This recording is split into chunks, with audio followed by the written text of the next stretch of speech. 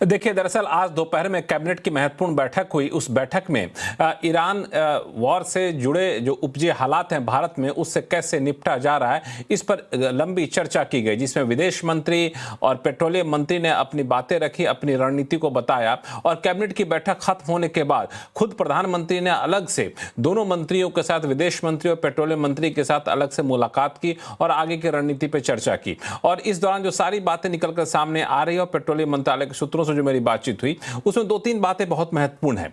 पहली बात कि एलएनजी, एलपीजी, कच्चे तेल, इसकी दिक्कत थी, इसमें कोई शक नहीं था, लेकिन अब वो दिक्कत नहीं है। नहीं क्यों है? उसके पीछे सबसे बड़ी वजह यह है कि पहले स्ट्रेट ऑफ हॉर्मुज को छोड़ दिया जाए तो बाकी स्रोत से अपनी ज़रूरतों का 55% हम कच्चा तेल मंगाते थे।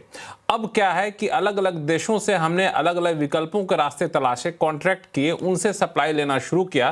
तो स्थिति ये हो गई है कि स्ट्रेट ऑफ हॉर्मुज को छोड़ दिया जाए तो बाकी रास्तों से, बाकी विकल्पों से 55% की बजाय 70% से ज़्यादा क्रूड हम ले रहे हैं। इससे क्या हुआ? क्रूड के इंपोर्ट में एक फिर से सुचारूपन आ गया है और सप्लाई दुरुस्त होती जा रही है। इसका सीधा सा असर ये पड़ा कि जितने भी रिफाइनर्स हैं, सारे रिफाइनर्स अपने 100% कैपेसिटी पे काम कर रहे हैं, पूरी उत्पादन क्षमता से काम कर रहे हैं। उसका असर यह हुआ कि एलपीजी का उत्पादन 10% बढ़ चुका है। हालांकि इस बीच खबरें जरूर आई कि कई रेस्टोरेंट में यहां पे एलपीजी की दिक्कत हो रही है, रसोई गैस की दिक्कत हो रही है। दरअसल इसके पीछे वजह यह है कि सरकार ने स्थिति को भांपते हुए कि लंबा वॉर चलता है तो दिक्कत ना हो, सरकार ने यह किया कि एलपीजी जो पर्सनल कंज्यूमर जो होते हैं, जो हम आप एलपीजी का इस्तेमाल करते हैं, उनको प्राथमिकता दिया जाएगा। कमर्शियल जो सिलेंडर लेते हैं उनको प्राथमिकता में दूसरे नंबर पर रखा गया है। तो इस वजह से वहां पे थोड़ी सी कटौती देखने को मिली। दूसरी महत्वपूर्ण बात, कई लोगों को ऐसा लगा कि आगे पता नहीं क्या दिक्कत होगी,